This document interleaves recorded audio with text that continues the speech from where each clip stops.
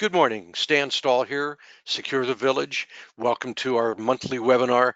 Today's topic is information security policies and standards. So we're happy to have you here. We're happy you joined us.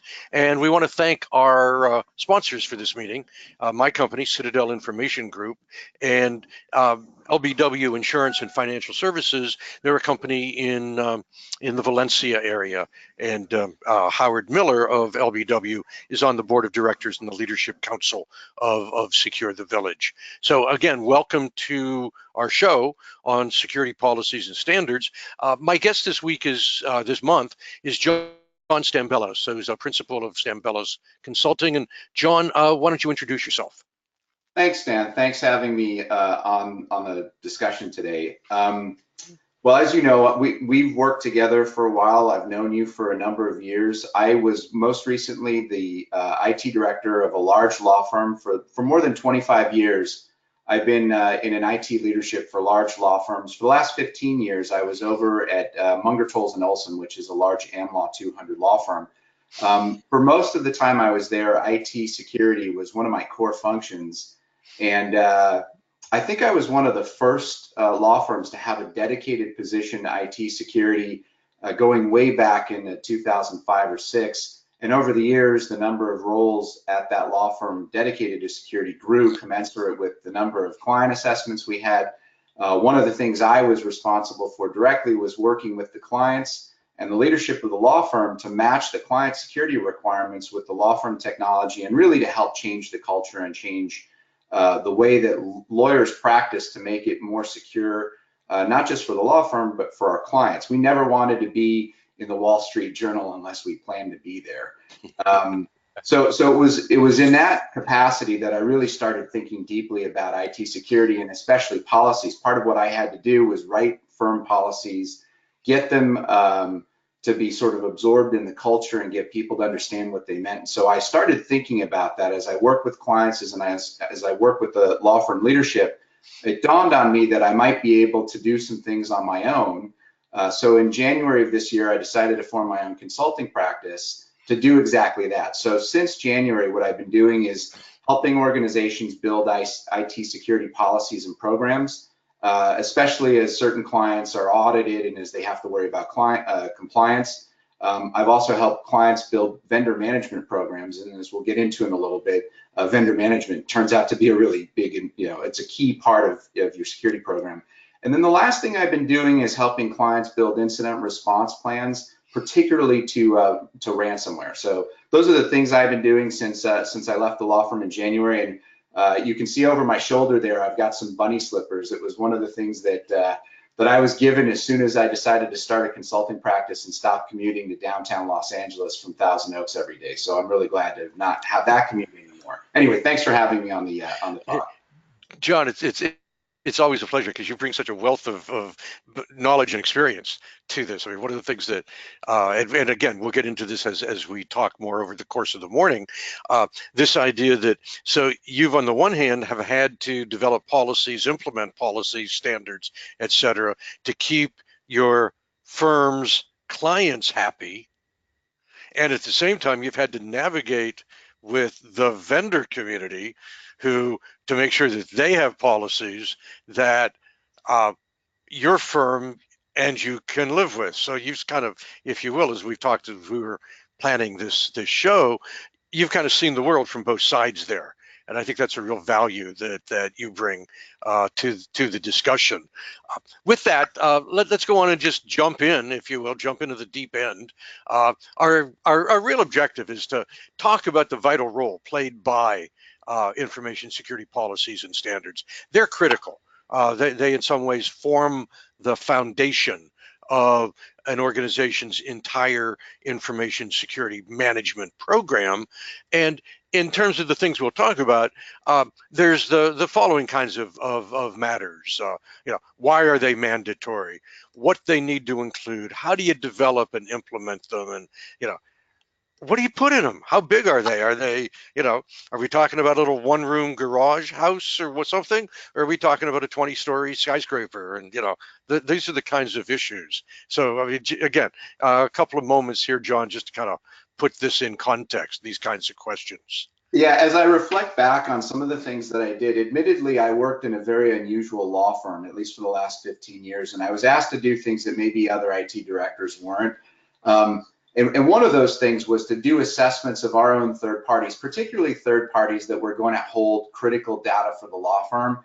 And so it was part of my job, or at least I assumed it was part of my job, and I took it on as part of my job to go out and actually walk the space and talk to the leadership and sit in a conference room and ask them to show me their policies and their controls and demonstrate their controls.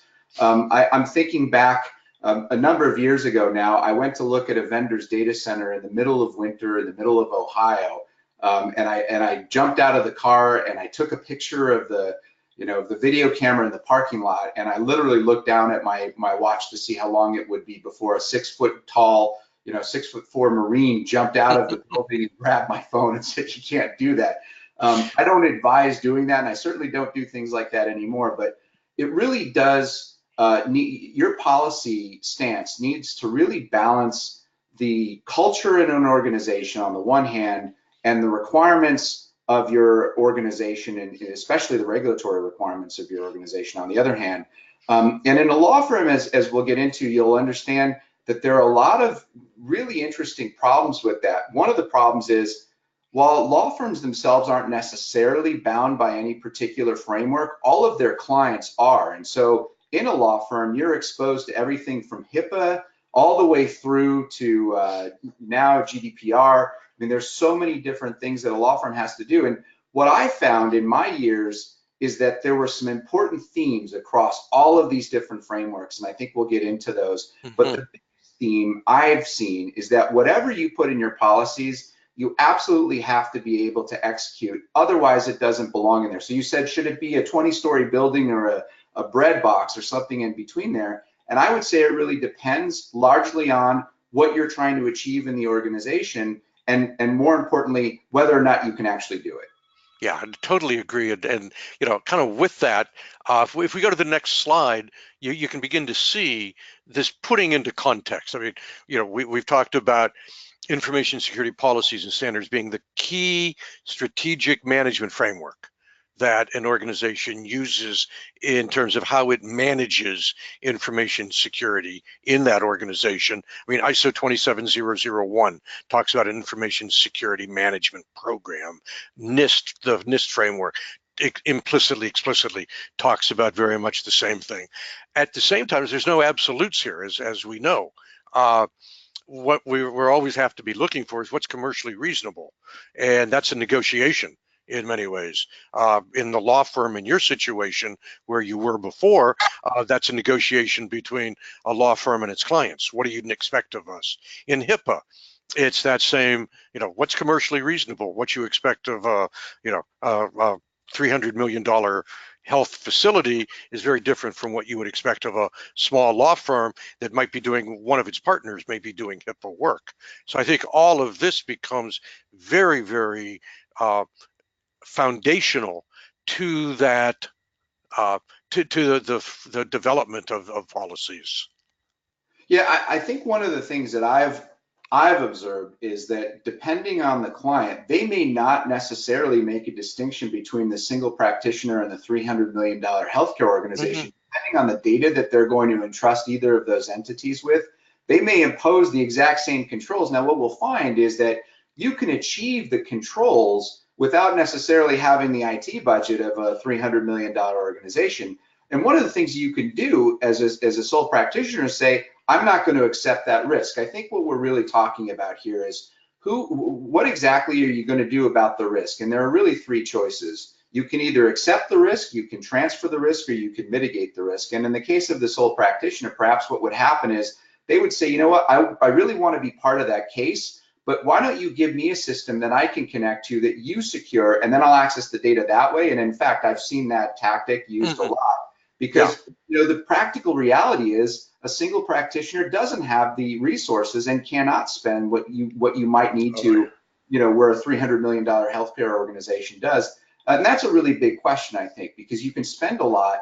What I really tend to like, NIST and ISO are great, but what I'm starting to see a lot of clients like to do is get a little bit more practical and do things that you could measure tangibly and they can actually say, yes, we've done that, as opposed to having a very vague notion of what you're supposed to do. I happen to favor right now the CIS controls, the SANS Hmm. CIS 20 controls. I think those offer really specific guidance for organizations, and I've tended to work with those and try and map those into policies. But as we'll get into it, the distinction between policy and standard and framework can really start to bog people down. It's important that you not get too tied up with the terminology and really get into what you're trying to do, which is, first of all, understand what risk you have. Secondly, figure out what you're going to do about that risk as it relates to those three choices I mentioned a moment ago. Right, and just kind of what you said about the CIS controls is a good opportunity to a shout out for Secure the Village, in that we have, as we've talked about regularly, developed a code of basic IT security management practices for IT vendors. I mean, they're the ones with the keys to the kingdom, obviously. IT vendors, IT departments, but they're most applicable to the vendors. And for an organization to understand, to make sure that its IT vendor isn't going to expose them unnecessarily to risk, we built that code using the CIS 20 for exactly the reason you said. It's practical, it's real, it gives really strong and professional guidance. And the way we used it, because again, what you do for a one-person firm and what a 100-person firm needs are going to be different. So we purposely built it with the flexibility that you had to implement the controls, or you had to provide an analysis what your compensating controls would be. You had to have those discussions with your customers, who, the IT vendors customers, the MSPs customers, if you will, so that there's agreement on what's being done. So again, to your point, do you accept the risk? Do you manage the risk? Do you lay it off? Do you ignore it? Hopefully you don't ignore it. That's kind of dangerous in today's world. But let's have those discussions so that we know what's going on here. Yeah, and I think the key point you're bringing up, Stan, is you want those discussions to be happening when you're calm and level-headed and you don't have a breach that's occurred already. You want to be Hmm. thinking about what you're going to do vis-a-vis that risk, so you can make good Yeah. choices and you can perhaps talk to your clients and to Hmm. your third-party vendors and make sure that I mean, really the goal is to keep everybody out of the Wall Street Journal unless they want to be there. And I Well, that, think that's the objective really for everybody. And so right. the better that we get at doing this as a community and the more practical steps that we're taking, the better we're securing the information that really helps kind of move the economy forward. Yeah. Oh, yeah. That's why we talk both in Secure the Village and my firm Citadel as well. We're always looking for those win-win-win-win situations where in the case of the IT vendor, the IT vendor's client wins, the IT vendor wins, the IT vendor's clients win. Right. They're the law firm's clients. Yeah. And if all that happens, then we, the Citadel, or we, Secure the Village, or you, Stambelos, the win comes naturally. You Yeah. don't have to go reach for it. It's there. And so much of that is, I mean, what are you and I doing right now? We're having a conversation about security. Fundamentally, that's what security is. That's why the Secure the Village. We got to start talking about these things so that, again, we don't, in the heat of battle, have to decide what are we going to do. We've already had those discussions. We know our values. We know our policies. We know what our clients expect of us. We know what the IT vendors are capable of doing, et cetera, et cetera, et cetera. So now we can manage security as it rationally demands to be managed. So I'll add one more point to this Sure. slide. We were kind of talking about this at the before the webinar started, and it really comes down to this. I think policies fundamentally are the discussion that should be had between the technology folks and the leadership of an organization. And oftentimes that conversation is compartmentalized. The leadership might say, IT, you need to do these things, and IT may say, gosh, leadership doesn't understand. Really well-written policies and standards are the documentation of complete understanding of what your controls and your risk mitigation stance is going to be Mhm. at the Yeah. highest level of the organization. If you're doing that right, whatever you've done is exactly what you want to be doing, so Yeah. long as it's mitigating real risk, right? Obviously, that's another test. Well, yes, they have to be right. And the other piece I would add to what you said, just to kind of close the loop on the conversations, we also have to get the users involved, because they're the ones who are going to have to implement these policies. It's, oh my God, do I have to change my password again? So Yeah. they need to get involved and understand why, or management has to understand why, or IT has to understand why, so that everybody's on the same page here. And with that Yeah. understanding, perhaps you could even design systems that are a little bit more accommodating to the user, because I think what you just said, Stan, is absolutely critical. Yeah. At the end of the day, if the individuals in an organization don't understand what's expected of them, of the policies, and they don't know how to practice them, whether it's not clicking on phishing links or bringing in USBs or whatever the policies say, they don't understand those things, then you've got a really big problem, because you're going to be introducing risk inadvertently, and that's the last thing you want to do. That's right. That's right. Yeah. With that, let's go on to the next slide. Go into a little more detail on this. We've talked about policies and standards and frameworks. Let's just spend a few moments on nomenclature, if you will, because as you and I've talked, on the one level, these distinctions are vital. On the other level, this is where management's eyes begin to roll and glaze Yeah. over. So it's critical to kind of at least lay this out, and then we can get past it, if you will.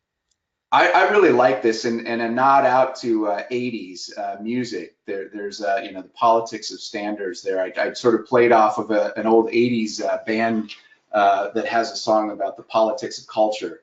But this diagram I really like, because it helps lay out really the way that this should be looked at. The policy conversation really starts at a high level. You decide what framework you're going to want to align your policies with. And then your policies, as we'll get into, are a little bit more granular, but then the standards and then obviously the controls are very, very detailed. Anything from the policies to the frameworks, those shouldn't be changing very often. Anything below that is likely to change, and we'll get into some specific examples of that in a moment. Yeah. Yeah. Well, and exactly. I mean, one of the things we discovered, we Citadel, and this goes back, let's see, we started our company in 2002, 16 years ago. So this probably goes back 10 years. We'd been developing policies uh, as policies. I mean, when we first started, we got the big book of information security management policies, and we sat down with our first clients and we began to customize those. And our first tracking of policies, our first run through of that, policies were 50, 60, 70 pages. And then somewhere 2 or 3 years after that, it was like that one of those epiphany moments, duh, you know, Yeah, and it occurred to us, wait a minute. First of all, with policies, if you've got something as a policy, you're coming out of law firms, you recognize it, you bloody well better implement it if it's a yes, policy. So that means you can't have policies that are stretch goals. You yeah, got to have policies that are here and now, they're practical. yeah, So where do you put these stretch goals? How do you say to an organization, hey, this is the standard that we want to achieve? We recognize we're not there yet. It's an aspiration. Take a football team. We want to complete 63% of our passes. right, Well, on any given day or any given season, you might only hit 54% or something, but you strive for it. You continue with the football metaphor. Vince Lombardi, the coach of the Green Bay Packers, had this wonderful quote that we can never achieve perfection, but if we strive for perfection, periodically we'll hit excellence. So you want the standards to represent that kind of level of, that's perfection. yeah. God, To if we can play do this. off of that analogy, I tell all my kids, you should strive to get into Harvard, and if you don't quite get to Harvard, you'll end up in a pretty good Mhm. place. Yeah, yeah, yeah. And again, they've got to be stretch goals to that same point. You can't expect. Again, let's use a professional services firm. Doesn't have to be a law firm or whatever, Mhm. accounting firm, a law firm, any group like that. You can't give them standards that would be appropriate for the National Security Agency. Right, Worlds are different, so you've right. got to make these stretch goals realistic, but they've got to be there. Uh, they've got to be those aspirations. That's the distinction that we have made over the years, to the extent that the policies that we have, they're a page and a half. They don't change.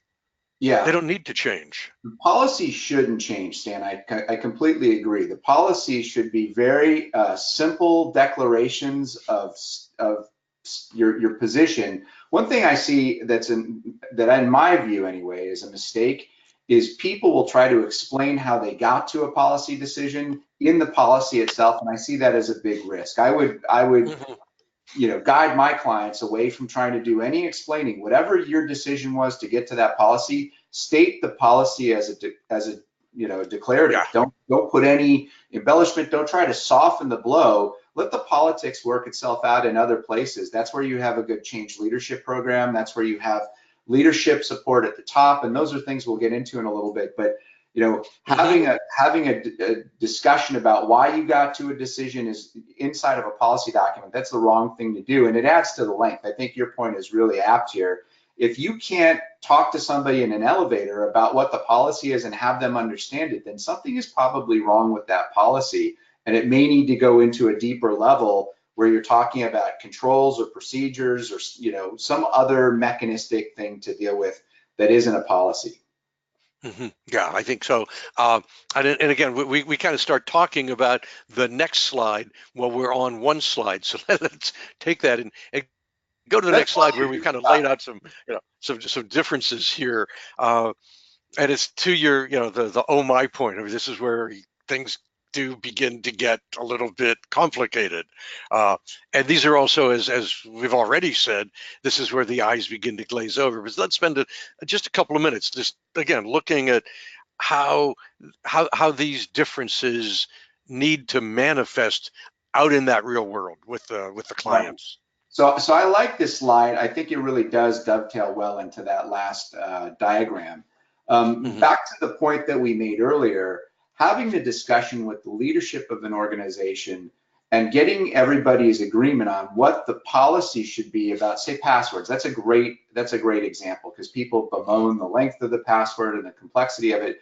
But fundamentally, what a password's supposed to do is protect the information in an organization. So you want it to be sufficiently strong that bad guys aren't going to get into the system. Now you need to get into a little bit more of a detailed conversation because there needs to be some change leadership. If you have 6-character passwords and everybody agrees that we need strong passwords, we know that a 6-character password isn't strong enough. And there's a lot of debate about whether the length is 12 or 16 or longer than that. And there's a lot of other good technologies that you might think about instead of passwords, perhaps, as we move forward. But for the moment, this is a good enough example. At the highest level, a senior leader will understand that having strong passwords, there's a relationship between that and protecting the security and the confidentiality of the data. Hmm. But then what they may agree in a conference room that that's a good idea and then want to walk away. But when the IT department goes and actually changes the configuration in Active Directory, perhaps in this case, from a 6-character password to a 12-character password, that's when everybody's going to start talking to the CEO or the COO in the elevator. Now I've got to use this really long password and it needs to change all the time. That level of granularity sometimes belongs below the policy level because it might change. After a while, the CEO might get tired of hearing about that and may need to change back to maybe 10 characters or something, or maybe you go with biometrics or some other measure that gets around the password issue. Hmm. Because after all, what you said a moment ago is that you really do, in order to have an effective security program, really need to balance well between the workflow demands of the business and what the users are willing to do and willing to live with. In some cases, that may just be a top-down, this is what we're going to do, and there isn't a choice, and people will get used to it. In other cases, you may want to take that feedback, as you suggested earlier. IT should be listening to what the user's concerns are and try and come up with solutions. It may not be a top priority, but as you think about it, going down even deeper into the procedures, those should never see the inside of a boardroom or a conference room. That really should be the domain of the IT group to figure out how to take the standards and then practically implement the standards and make sure that people are trained sufficiently and that everybody understands what's expected of them. Yeah, I think completely, absolutely. I mean, what you just said is right on. I want to use Citadel's policies as an example of what we're talking about. We have a part of the page and a half. of our policies that the information security manager is responsible for working with IT staff and vendors to secure the IT infrastructure. So that's a policy, and a bullet of that policy is to control access by users to information in accordance with the standards. So now you put off into the standards what the mechanisms might be by which access to information is going to be controlled. That's typically historically been through passwords. Our standards say 12 or more characters. That's our kind of default standards. We had a client, not a law firm, but a professional services firm, come to us just a few days ago, and it's in the context of there's been a lot of recent studies around alternatives to long passwords that have to change regularly. Our standard, again, our nominal standard is 90 days. We were able, because of this particular organization, their culture, their IT, and so on, we kept the policy. The IT still has to control access, but what we did was we were changing the standard so that passwords still have to be long, two-factor authentication has to be included for access, but passwords only have to be changed once a year. Right. Because we've modified, the standards have changed now. And with those, IT can change procedures, yada, yada, yada. But it's an illustration of how that high-level policy statement is strong enough, all-encompassing enough, so that it lives and we can navigate the standards as cultural needs change, as technology needs change, as the world comes to understand passwords better. I mean, I go back in this space long enough that passwords were your only availability of how do you keep people out. And I remember the company I was with, MITRE Corporation, back in the early 1980s, we wrote the very first password checking tool that would simply compare passwords against the dictionary attack. Huh. And that was the first time we said, wait a minute, we got to make sure we don't have words as passwords. And Yeah. we began to navigate that. That's going to change. How we access, we know is going to change. We're right in the middle of that. People hate passwords. So I think that's a good example of the difference between policy, standard, procedure. Right. One of the things that I found with policies especially is, even though you don't want them to change, you do want them to get reviewed at least on an annual basis. In my Mm-hmm. view, anyway, Mm-hmm. top level executive in an organization should at least go through and say, yes, those are still the policies that we should have. Having strong protections and passwords are a Yeah. good thing to protect our data, but then Mm-hmm. going into mechanical steps on how to achieve that, that does become maybe the dominion of IT and the change leaders. That's right. And we'll come back to that same point. As you know, we talk later, we've got a slide on how we maintain policies and all. I want to go to the next slide, which talks about the specifics. What is it that makes policies mandatory? Because you go into clients and you know that, you say that. When you're at the law firm's clients insisted you have policies. We go in and we ask the first question we'll often ask of a prospect, well, have you already information security policies? And the answer is usually no, we don't. So let's spend a few minutes. We've got this slide, let's talk about why they're mandatory. So, in my years of experience, having policies first and foremost really do meet a compliance check mark, but that's not enough, and that really shouldn't be the motivation to develop policies at all.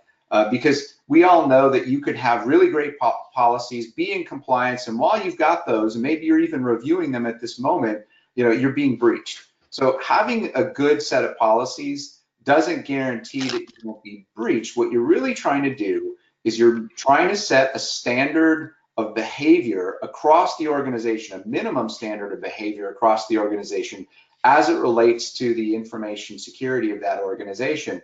And getting agreement on what the right behaviors are, as we found just with the password discussion, you get a sense that people have very strong opinions about various controls, whether it's not allowing you to use USB devices or not allowing you to bring your own mobile devices in from home. There's a whole bunch of really complicated terrain that you have to navigate as you go through this. But the first obligation is to meet the compliance requirements. And that may be imposed on you depending on the kind of business you do, or maybe foisted upon you by your clients. I'm thinking about one client that insisted one of my clients use a DLP system, a data loss prevention system.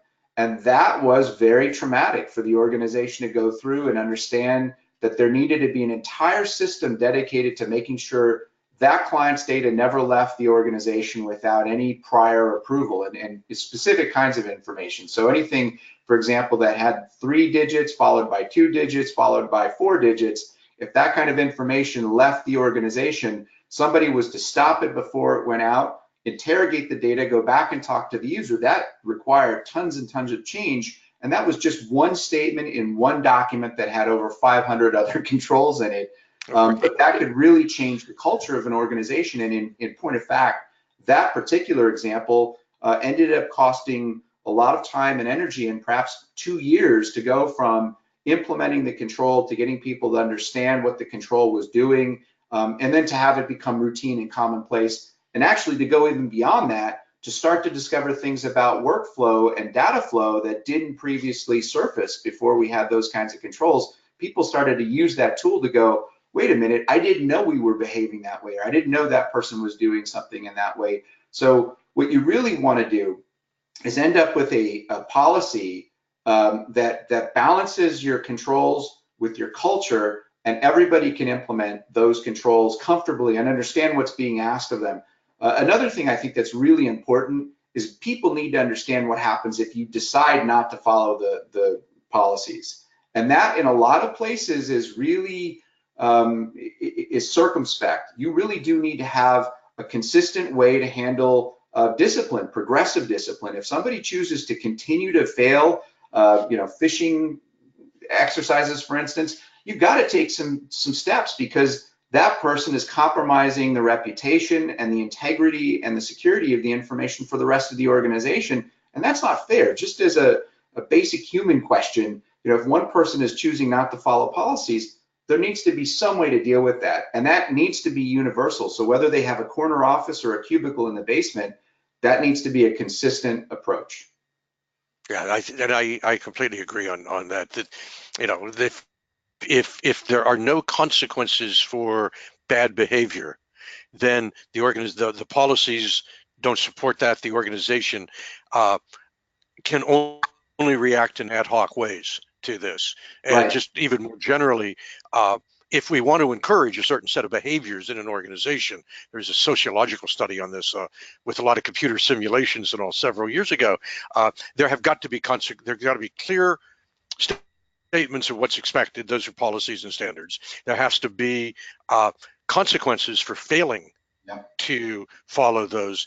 And there also have to be consequences for the organization or people in the organization for failing to provide consequences for the people who fail.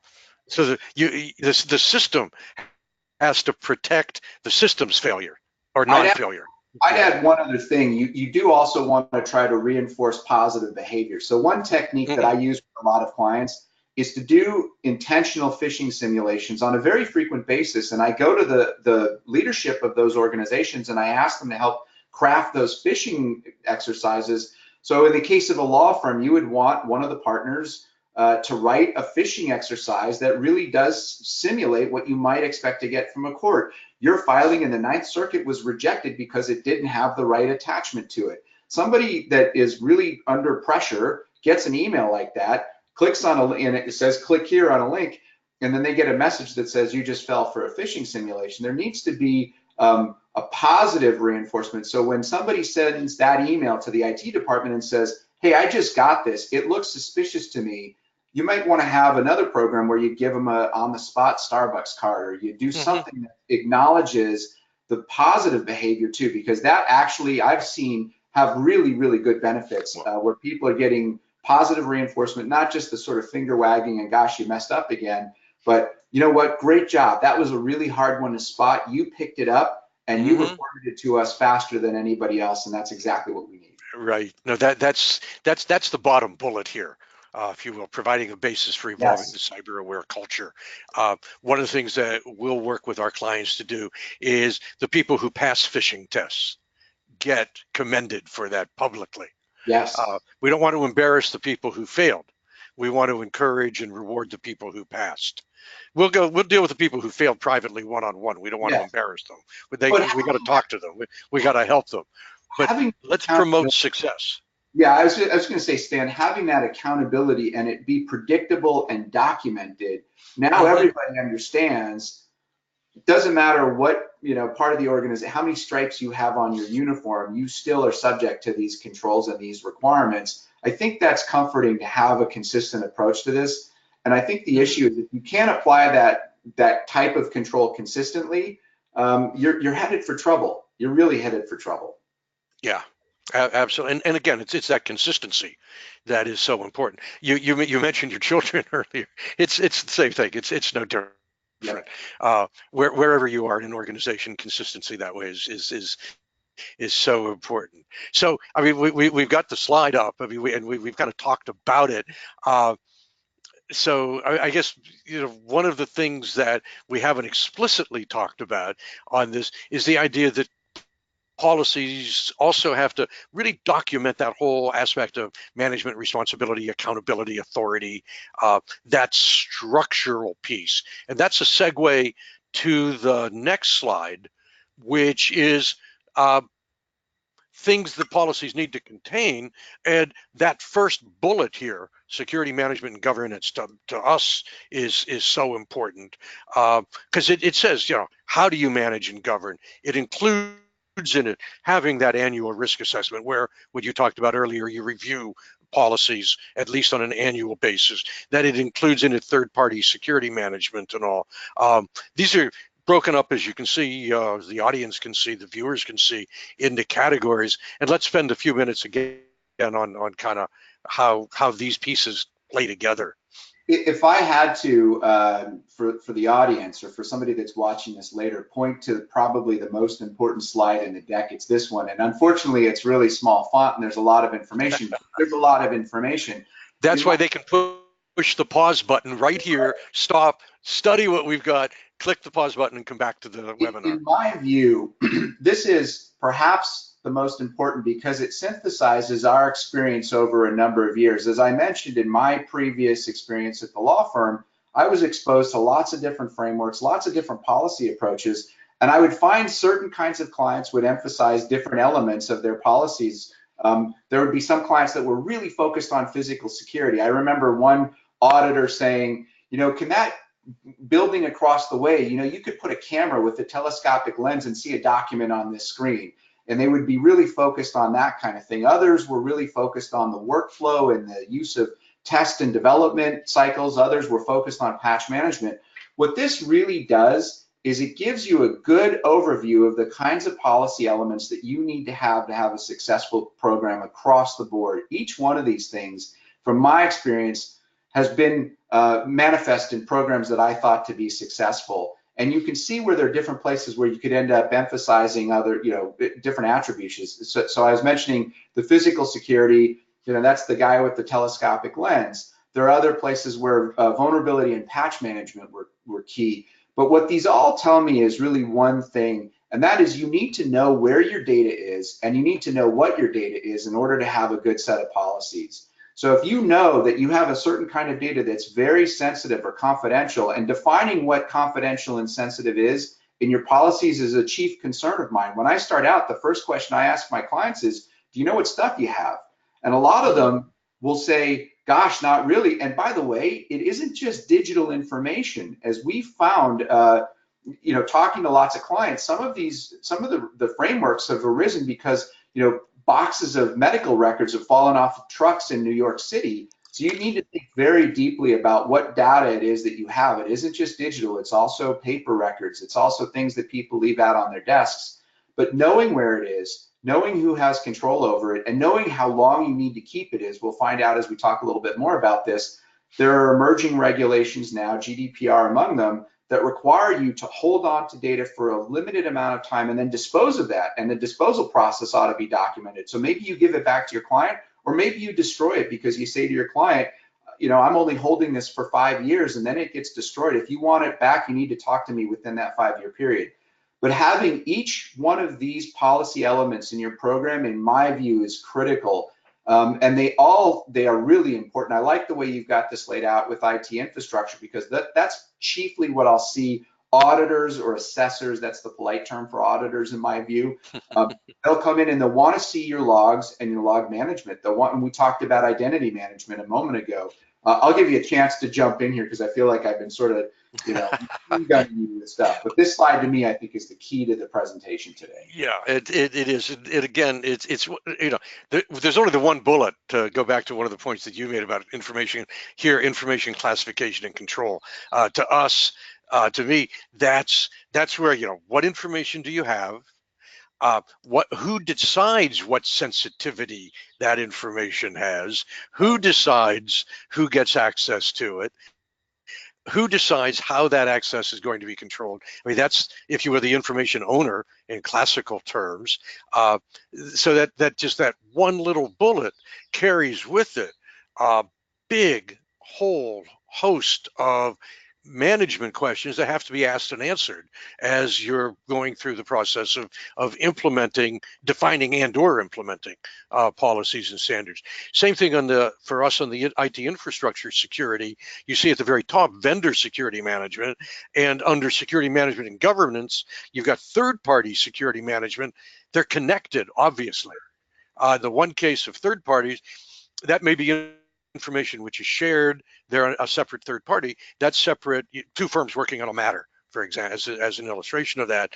Different from, we have an IT vendor, they log into our systems from their network in their offices. That has to have a different level of management structure. Again, it's a call out to the SecureTheVillage code, because the code, in a sense, provides, okay, here's what that vendor security management has to look like. The CIS 20 does that again. But I think to your point, the bottom line, it's the content here, and this slide talks about content. This is what's really critical, that you get your arms around all of these things. Just want to finish it. Except it looks like you may want to jump in as well. But on the incident event management piece as well, because that's exactly what I was. Go ahead. On incident event management is a great. So if you took each one of these section headings and had like you said, a 1.5-page policy, you'd still be at 25, 30 policy documents, maybe 40 pages ish of policies. What you wouldn't want to have is all of the controls and the standard, or all of the procedures that support these various policies included in those documents, because people could not practically understand, read through, and accept and acknowledge. I mean, one of the things you want to do with your policies is circulate them internally, by the way. I would never give my policies up, and we'll talk about this perhaps in a little bit. I would never. That's the next slide. But incident event management and incident response, I think, tends to be a great example of what we're talking about here. You want a policy that says we have an incident response plan. It includes the following components, but those components and the way the plan threads together, you don't want to give that up to anybody, and you wouldn't want to circulate that, because it is very specific, a formula of how you would respond. And if I were a threat actor, the first document I would want to get, besides your data flow and what's important to you, is what you would do in an incident, so I could short circuit it and get around it. So that would be an example of a procedure you would want to keep very well guarded and very well protected, and only share among the people that are responders in that circumstance. But each one of these things, I think, is a good example of a policy that you absolutely have to have. In my experience, as I work with clients and as I work with other firms, they tend to have a really good business continuity and disaster recovery plan, but maybe a little bit light on the vendor management side, because it's really difficult. If you think about it, a vendor can be anything from somebody that comes in your conference room and sets up sandwiches and drinks, all the way to somebody that holds 200 terabytes of really important data. And so understanding just who is in your vendor list, that's a huge process. That just the way that I've always started those kinds of exercises is I go straight to the accounts payable people and say, who are we paying? And you get everybody from the sandwich vendor all the way up to the e-discovery vendor, and everybody in between, including the one professor in Rochester, Minnesota, who has 30,000 social security numbers because they were doing an analysis for a bank, let's say. You need to Yeah. know where all of those vendors are. That's having this, the security management policy is the start. That's the charter to get going on that. But it could very well create an entire cottage industry within your organization, which gets very expensive. And so this goes back to what we were talking about earlier, Stan, about accepting, transferring, or mitigating risks. The policy helps you really direct your thinking in that respect. Yeah, that's so true. I want to go on in the interest of time, and you and I could spend all day talking about this stuff. It's a passion of both of ours, but the webinar is only an hour. We got to hold some stuff back for the next webinar, for example. So let's go on to that next slide, which is we got a couple of slides left to talk about in the next 5 minutes or so. But I just think I just clicked past it. Yeah, Yeah, here we go. Yeah, how to this develop, implement, and maintain policies. Let's spend a couple of minutes on this because I think we've touched on many of these points, and you're right on. But just to jump into it, the first thing, there's got to be top level support and authority for this, or it's not going to happen. We've seen IT departments try to write their own policies and push them up, and it's upside down in many ways. Yes. Yeah, having leadership support you and really get into the practical implementation and the discussion about what the realities to the workflow of the business are, that's critical. And we talked about it a little bit before we started the webinar. A good example of this would be coming up with an incident response plan for ransomware in particular, having a way to mechanistically respond to that kind of an event. You can't do that in the abstract. You can have a policy that says we will protect the firm against ransomware, but when you get into the particulars, there are technologies out there that allow you to stop the behavior of ransomware in a variety of ways that could be very disruptive to the business. And it is crucial that the business leaders understand and support the various steps that you would take in that particular instance. And ransomware, I think, is a great example because it's one of those security issues that you must respond quickly, because each moment that goes by, another 50 gigs of data is being encrypted, or whatever the number is. I think it's 5,000 files a minute, something like that is the average. And if that's true, your policies very quickly go from conceptual and theoretical and abstract to very vital and very, very specific actions need to take place. And the leadership must be enlisted, must support the actions that the IT team are taking. And I think one of the challenges that I've seen in my practice, and Stan, I suspect you probably as well, is that the IT group is reluctant to talk to leadership, and leadership is sometimes reluctant to talk to the IT group because, frankly, sometimes leaders don't want to look like they don't know what the answers are. And some of the things that the IT folks are talking about are deeply technical and can be kind of, difficult to work around. But you absolutely have to get to a place where both of those folks are talking, and you end up with a Venn diagram. And inside of the intersection between IT and leadership is really where your policy elements, I think, should spring from. Yeah, I think that's the bullet. Develop in coordination with key stakeholders. This whole idea, it infuses everything we've been talking about this morning. It infuses all of the other webinars that we've had. It infuses why there is a Secure the Village. Security being this conversation, security being a team effort. We got to get everybody on board so that everybody knows what to do when that proverbial fan gets hit, whether it's a ransomware attack or it's the auditor coming in. Either of those could show the weaknesses in an organization. The last thing that a leader wants to have happen is to be embarrassed in front of a client. And so you really do want a provision in your policies that say that the top leadership should absolutely review the policies. And I would even encourage them to do an annual self-assessment, spot check the policies and make sure that people are following them. The last thing you want is to be telling your auditors, oh yeah, we've got great backups, only to find that, well, no, it's a little bit more complicated than that. That's right. We play in that role regularly because, of course, we're not auditors. We're on the support side. We're a vendor on the support side. We Citadel that way. And so when we go into an organization, of course, we ask about backups, and we get the opportunity to look how real those backups are. And to your point, backups often are inadequate. Business continuity plans are inadequate. Incident response plans are inadequate. And again, it goes to how do you make this stuff real? And I think the bullets we've got here, what we've been talking about today, very much go to that question. Here's how you do it. Here's the steps. Follow this, if you will, philosophical guides that we're presenting, but it's not just philosophy, it's also very real this way. That this very much defines the situation. Just and in the interest of time, I've got to jump to the next chart. Kind of, and it's the last chart on this. What do you put in them? How big are they? We've talked a bit about this at some level, but we've kind of brought that whole discussion to bear on this final slide. We've talked about minimizing details, minimizing jargon, and so on, but jump in.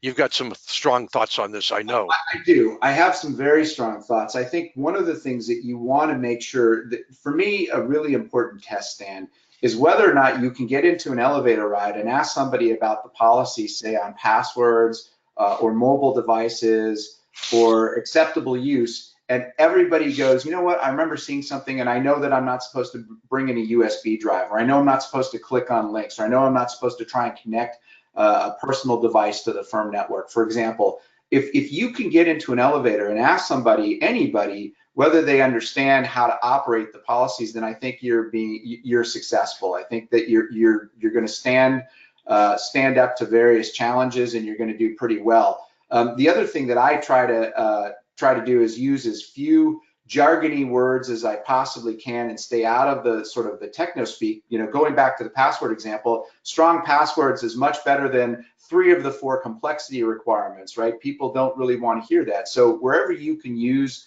simple, easy to understand, accessible language, that's key. Try to imagine what would happen. And this goes back to the point I was making earlier. You don't want to be putting into your policies anything that justifies why you've got a policy statement. Because if you've got a rationalization for a policy element inside of your policy and that policy is ever subpoenaed, you open yourself up to a lot of difficulties having language in that sort of rationalizes what you've got in there. So, and then you really want to be able to come back to your policies and make sure that they match the culture. If everybody knows that the person in the corner office or any of the corner offices isn't subject to the policies, but they are, that's not in my view, a successful implementation. It has to be done so that it is universal, everybody understands it. If you can't apply it that way, perhaps it not get written down and you either accept the risk that goes with it or you come up with another way to mitigate it. You also want to think about the fact that you're going to be sending policies out to people inside of the organization, not outside the organization. We talked about that. But they're going to go out every year and people are going to have to read and acknowledge that they've read them. That really does constrain what you're going to put in your policy. So if we jump back a couple of slides, I don't suggest we do this, but there were about 20 different topics. If each one's about a page or a page and a half, that's a pretty healthy, allotment of reading to do every year. But it's still not so much that it would overwhelm, most people in any event. So, and I think you need to be able to educate people on the policies. Perhaps you do a lunch and learn once a year or once a quarter to draw out those really controversial elements where people must change their behavior. Because fundamentally what people want to know when they read something like this is, when I go back to my desk 5 minutes after I've read this, what should change in my behavior? Oh, that's right, I shouldn't be plugging in USB drives or picking them up off the parking lot if I find them or whatever. So yeah, absolutely. Just another point of that, I think, from the short, sweet, and to the point, everything but the kitchen sink, and we've worked hard to kind of build this. That page and a half of policies, that's the entire policy statement for our clients, the way we do things. Then there's an associated 40 pages or so of standards. Right. Again, we've broken them up so that there's no jargon in the first 20, 25 of those pages. That's right. All for humans to read. And they're written very much from that perspective. And then there's another 10, 15 pages of now detailed, and there's jargon in there for the IT people, because they already know the jargon. Sure. When you talk about vulnerability management to IT, they know what you're talking about. You talk about patch management, vulnerability management to manage to leaders, the leadership, that's where their eyes glaze over. So I think making that kind of distinctions as well is vital. And then just in wrapping up this piece, to the point you made earlier, it's not on this slide, but I want to go back to it because I think it's important. We find always when our clients are getting audited, the auditors are going to, well, send me your policies, and you've got some very strong views I on do. sending policies outside the organization.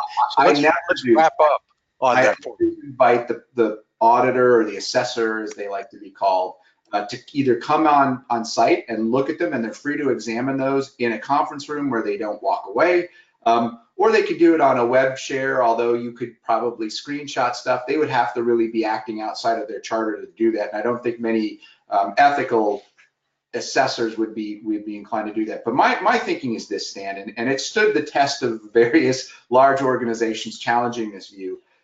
Anything that you put in your policies and certainly your standards, give a threat actor a really good sense of what you find important to you.